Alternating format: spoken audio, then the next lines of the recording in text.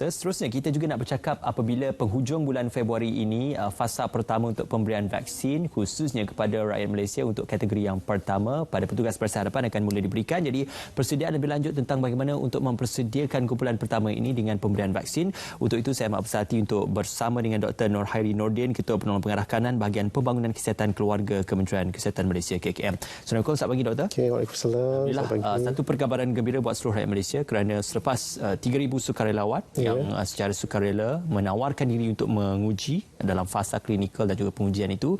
Kali ini untuk fasa pertama pada insya-Allah lebih kurang penghujung Februari nanti. Cumanya persediaan untuk penyimpanan mendapatkan vaksin itu secara asas mukadimahnya apa yang telah dilakukan oleh pihak KKM dalam rangka proses persediaan dan juga transportasi bagi vaksin, Doktor? Baik, sehingga kini apa yang kita telah lakukan ialah persediaan perancangan. Masa mula-mula kita nak memperkenalkan program imunisasi COVID-19 kebangsaan. Apa yang kita buat ialah pelaksanaan, di mana di dalam pelaksanaan itu dia melibatkan beberapa perkara. Okay, yang pertamanya adalah sumber manusia. Itu yang paling penting, sebab kalau kita tengok sekarang ini beban tugas kepada petugas barisan hadapan terutamanya bagi anggota Kementerian Kesihatan adalah sangat tinggi. Jadi dengan pertambahan ini apa yang kita perlu ialah untuk kita tambah lagi anggota ataupun sumber manusia untuk membantu di dalam melancarkan program imunisasi COVID-19 ni. Itu yang pertama. Yang kedua ialah kita perlu merancang juga berkenaan keuangan. Sebagaimana kita tahu, bila kita nak memperkenalkan sesuatu program, ada beberapa perkara yang kita perlu dapatkan, sebagai contoh vaksin itu sendiri. Jadi perancangan berkenaan keuangan perlu kita laksanakan supaya bekalan vaksin itu kita dapat mengikut tempoh yang tertentu. Yang seterusnya ialah peralatan. Peralatan itu sendiri itu penting. Ada vaksin, tak ada peralatan pun tak boleh juga kan. Jadi bermakna peralatan, kita ambil contoh jarum suntikan, itu satu. Yang kedua ialah syringe dan juga peralatan-peralatan tambahan seperti mask dan juga gaun untuk kita bagi injection ataupun suntikan imunisasi kepada orang ramai. Selain daripada itu juga kita perlukan bekas suntikan, tray suntikan untuk kita sediakan vaksin itu. Itu yang antara-antara yang kita perlukan untuk peralatan. Dan yang seterusnya ialah berkenaan logistik itu sendiri. Logistik itu penting sebab sebagaimana yang kita tahu vaksin COVID-19 Pfizer, keluaran Pfizer atau dengan nama lainnya Comirnaty, dia memerlukan simpanan vaksin pada suhu di antara minus 60 degree Celsius kepada minus 90 degree Celsius. Sebelum ni kita tak pernah ada vaksin yang memerlukan simpanan pada suhu di bawah tahap beku yang melampau begitu kan. Jadi apa yang kita lakukan ialah selain daripada itu kita membuat persediaan dari segi macam mana kita nak menyimpan vaksin tu. Jadi apa yang kita buat ialah dengan cara mendapatkan apa yang kita panggil ULTF, Ultra Low Temperature Fridge. Selain daripada itu, kita juga sebagai tambahan kepada peti sejuk yang sedia ada, yang kita simpan vaksin yang sedia ada sekarang, kita juga mendapatkan juga top loading ataupun peti sejuk untuk menyimpan vaksin ini. Sebab kalau katakan sebagaimana kita tahu, vaksin ni kalau dah masuk ke dalam top loading, dia hanya boleh bertahan selama 5 hari. Tapi kalau dalam ULTF, dia boleh bertahan sehingga 6 bulan. Okey, untuk tempoh penggunaannya itu. Cumanya apabila vaksin ini mula dimobilisasikan atau diagihkan kepada pusat-pusat kesihatan ataupun di hospital-hospital kesihatan di seluruh negara, sudah pasti fasiliti kesihatan itu juga perlu bersedia untuk memastikan penerimaan vaksin itu sepadan dengan konsep penyimpanannya. Jadi bagaimana dalam pihak Kementerian Kesihatan Malaysia untuk memastikan di kawasan-kawasan ataupun negeri yang mungkin sedikit jauh untuk proses penyimpanan yang selamat dan juga efektif? Okey, bila kita merancang, apa yang salah satu lagi ialah kita ingin membuat agihan secara sama rata ke seluruh negeri. Ya. Jadi kita kenal pasti hospital-hospital mana ataupun klinik mana yang boleh kita tempatkan apa yang dipanggil ULTF ini. Itu paling penting. Ya. Beberapa kriteria kita pilih. Nombor satu dari segi ruangan, ya, dan juga selain daripada itu dari segi bekalan elektrik, ya, dan kemampuan untuk sesebuah fasiliti kesihatan, hospital ataupun klinik untuk menempatkan ULTF itu sendiri. Ya. Itu untuk ULTF. Sama juga macam top loading ataupun peti sejuk, ya, untuk menyimpan vaksin. Beberapa kriteria juga kita ambil, ya, sebagai contoh kita ambil sekiranya sama ada keadaan klinik atau hospital itu sesuai untuk kita letakkan kita punya peralatan. Dan juga selain daripada itu ialah sama ada bekalan tu, sama ada terdapat bekalan yang berterusan dan stabil untuk kita tempatkan peti sejuk ini. Sebab kalau katakan tak ada yang elektrik yang stabil, maka kita takut keberkesanan atau potensi vaksin tu akan berkurang. Ya, dan juga kita juga pilih tempat-tempat yang di mana risiko untuk berlaku banjir ataupun orang kata natural disaster adalah kurang. Okey. Ya. Sebab itu kerjasama dengan Tenaga Nasional Berhad juga amat penting. Kita sebenarnya bekerjasama dengan semua agensi sebenarnya. Ya.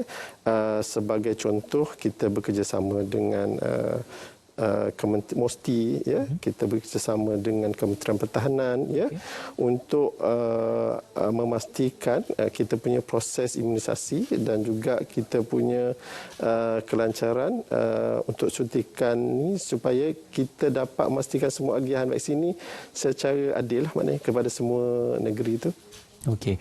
Doktor, sebelum kita menilai bagaimana vaksin ini boleh diberikan kepada individu yang layak ataupun yang kurang berisiko untuk mendapat kesan-kesan sampingan itu, adakah penilaian risiko kesihatan dan juga laporan kesihatan perlu diambil? Dan yang keduanya, apakah hanya pegawai-pegawai perubatan saja yang boleh menyuntik atau memberikan vaksin itu ataupun petugas kesihatan yang lain boleh juga turut memberikan vaksin tersebut? Okey. Semasa perancangan juga apa yang kita buat ialah kita ada pelan tindakan pemberian vaksin, ya, di mana di dalam pelan tindakan pemberian vaksin kita ada peranan jabatan.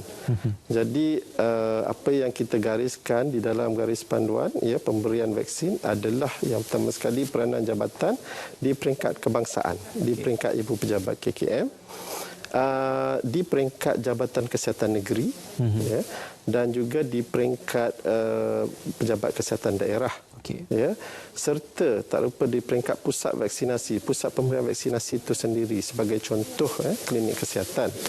Sebab masing-masing kena tahu peranan di setiap peringkat untuk memastikan, ya, kita dapat melancarkan pemberian imunisasi ini.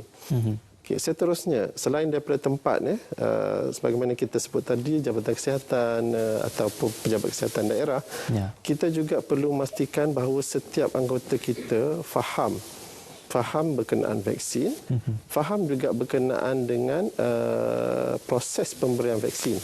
Ya, kita bagi tugas dan tanggungjawab itu yang pertamanya kepada pegawai perubatan. Pegawai perubatan biasanya dia akan menguruskan pusat pemberian vaksin. Jadi dia akan merancang, dia akan koordinat, ya, proses-proses pemberian vaksin. Dia juga memandangkan dia yang akan koordinat pusat pemberian vaksin, ya, dia perlu memastikan anggota-anggota di bawahnya seperti jururawat, ya, tahu bagaimana untuk memberi vaksin. Ya, sebagaimana kita tahu vaksin COVID-19 ni kiranya high profile vaksin jugalah, kan, semua orang tahu. Jadi satu, jururawat perlu tahu bagaimana nak memberi vaksin, dan juga selain daripada itu kita ada pembantu pegawai perubatan. Pembantu pegawai perubatan untuk menolong, ya, sekiranya di bahagian pemerhatian. Ya, sebab selepas kita suntik, kita akan minta penerima vaksin untuk rest dulu di bahagian pemerhatian supaya kita dapat perhatikan, sama ada terdapat kesan sampingan selepas vaksin ataupun tidak.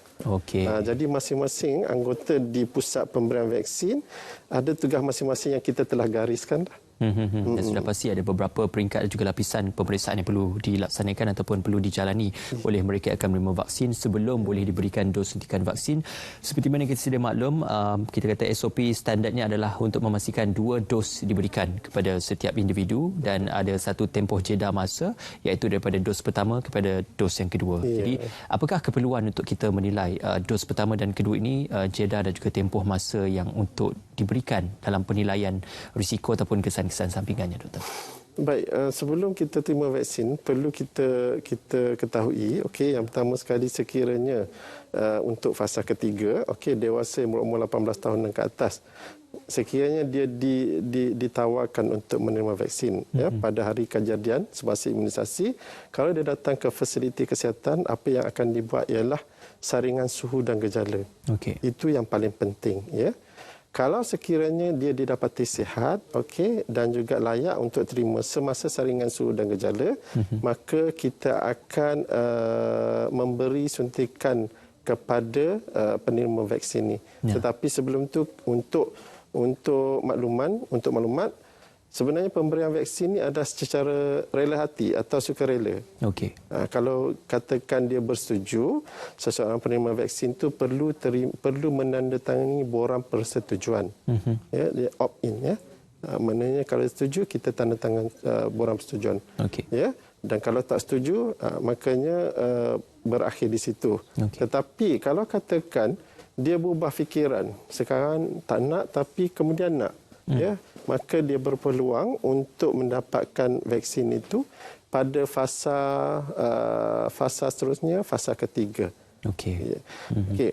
Itu yang berlaku semasa sekiranya pada pemberian imunisasi vaksin COVID. Ya. Dan untuk yang dikatakan 2 dos itu adalah bergantung pada jenis vaksin juga. Okey. Ada setengah 2 dos, ada setengah 1 dos, ya. Tetapi setakat ni apa yang kita terima sehingga sekarang ialah vaksin Pfizer yang diluluskan penggunaan di Malaysia, di mana ianya adalah 2 dos. Ya. Dan kenapa 2 dos, ya? Dan kenapa selang 21 hari? Ini berdasarkan pada kajian yang menyatakan selepas dos pertama kita punya efikasi ataupun keberkesanan vaksin itu sendiri adalah lebih kurang antara 50 hingga 60%. Okey. Jadi selepas 21 hari, ya, daripada kajian, dia punya keberkesanan vaksin itu sendiri akan mencapai sehingga 95%. Jadi kalau katakan kita nak mendapatkan pelindungan optima daripada keterukan penyakit COVID-19 ni, kita perlu melengkapkan dos 1 dan dos 2. Okey. Itu adalah penting untuk capai pelindungan yang optimum. Saya betul. Doktor, ada juga yang mempersoalkan mereka yang sudah pun pulih daripada COVID-19 ataupun yang sudah pun mula membentuk antibodi kepada pandemik COVID-19 ini, adakah perlu untuk mengambil vaksin kerana mereka sudah pun membina dan juga membentuk antibodi tersebut? Ramai yang bertanya pasal ni sebenarnya. Okey, sebenarnya sekiranya seseorang itu pernah kena penyakit COVID, ya, kita galakkan juga untuk seorang pengidap penyakit COVID yang telah sembuh ni untuk menerima vaksin COVID-19. Ya, tetapi kita akan beri kepada mereka ini di dalam fasa 3. Okey. Sebab kita tahu dalam pesakit COVID-19 ni, sekiranya dia pernah kena, dia akan ada antibody dah dalam badan dia. Dia ada immune response ataupun tindakan immunity di dalam badan. Jadi dia masih ada lagi masa untuk dia tunggu dan kita akan beri kepada vaksin ini mengikut fasa. Ya. Yang pertama, kalau kita tahulah kepada petugas barisan hadapan, kan. Jadi kenapa petugas barisan hadapan? Kalau katakan kita tak beri dahulu, apa yang akan berlaku, beban penyakit akan bertambah, ramai orang masuk hospital, komplikasi, dan bila ini terjadi, ya, ini boleh melumpuhkan atau menjejaskan sistem kesihatan kita. Okey. Okey. Itu yang pertama. Kita tengok balik fasa kedua pula yang sebagaimana semua orang tahu ialah kepada golongan risiko tinggi. Kita tahu dalam banyak kes apa yang terjadi kematian ni adalah di kalangan mereka yang berisiko tinggi. Ada penyakit kencing manis, penyakit darah tinggi yang tidak dapat dikawal dan seterusnya ialah golongan berusia 18 tahun dewasa 18 tahun ke atas. Okey. Jadi itu yang sekiranya kalau kita pernah dapat penyakit COVID dan apa yang berlaku ialah dia nak juga vaksin COVID, kita akan bagi tetapi pada fasa terakhir, fasa ketiga. Okey. Vaksin ini bukan dikatakan sebagai pelindungan sepenuhnya. Apa yang penting kita masih lagi terus patuhi SOP walaupun sudah diberikan vaksin. Pemakaian pelitup separuh muka dan juga menjaga penjarakan itu adalah sesuatu yang perlu ditekankan. Betul. Jadi apakah mungkin nasihat doktor terhadap vaksin ini bukan penyelesaian kepada segala-galanya tetapi untuk memutuskan rantaian adalah kita melihat kepada SOP asas yang banyak kali diwar-warkan oleh pihak KKM. Ya, betul. Ramai yang bertanya kenapa selepas vaksin kita ada SOP. Kena amalkan juga SOP. Kita perlu ingat, kalau katakan kita kena ingat kriteria untuk penerima vaksin adalah mereka yang salah satunya adalah mereka yang berumur 18 tahun dan ke atas. Bagaimana kebudak dengan kanak-kanak? Kan, ataupun bagaimana dengan ibu mengandung, sebab ada mereka ni tidak layak untuk menerima vaksin. Jadi itu sebab sekiranya setelah kita menerima vaksin, kita perlu juga untuk mengamalkan, masih perlu untuk amalkan SOP, mengamalkan 3W dan juga mengelakkan 3C. Sebab golongan ini walaupun kita terima vaksin tetapi golongan ini yang tak dapat terima vaksin. Kita masih perlu amalkan SOP itu supaya mereka juga dilindungi. Kita faham kalau katakan sekiranya kita dah bagi vaksin, badan kita akan membentuk imuniti sekiranya seorang itu terima vaksin. Kalau ramai terima vaksin, bermakna ia boleh membentuk apa yang dikatakan imuniti kelompok. Ia boleh membantu, kita boleh putuskan rangkaian jangkitan tu. Dia boleh membantu sekiranya dalam satu rumah, ada 2-3 orang dewasa, ada satu kanak-kanak sebagai contoh kan. Jadi dalam rumah tu semua dah ada vaksin kecuali kanak-kanak. Jadi jangkitan tu tak boleh pergi ke mana-mana sebab yang lain dah ada vaksin. Terhenti di situ. Terhenti di situ. Okey, itu satu perkongsian yang baik juga dan satu sama-sama kita tekuni dan juga kita sebarkan kepada masyarakat umum. Terima kasih sekali lagi diucapkan kepada Dr. Nurhairi Nordin, Ketua Penolong Pengarah Kanan Bahagian Pembangunan Kesihatan Keluarga Kementerian Kesihatan Malaysia, dan juga terima kasih kepada pihak Kementerian Kesihatan Malaysia atas perkongsian berkenaan persediaan dalam pengurusan vaksin COVID-19. Seterusnya kita akan ke Sabah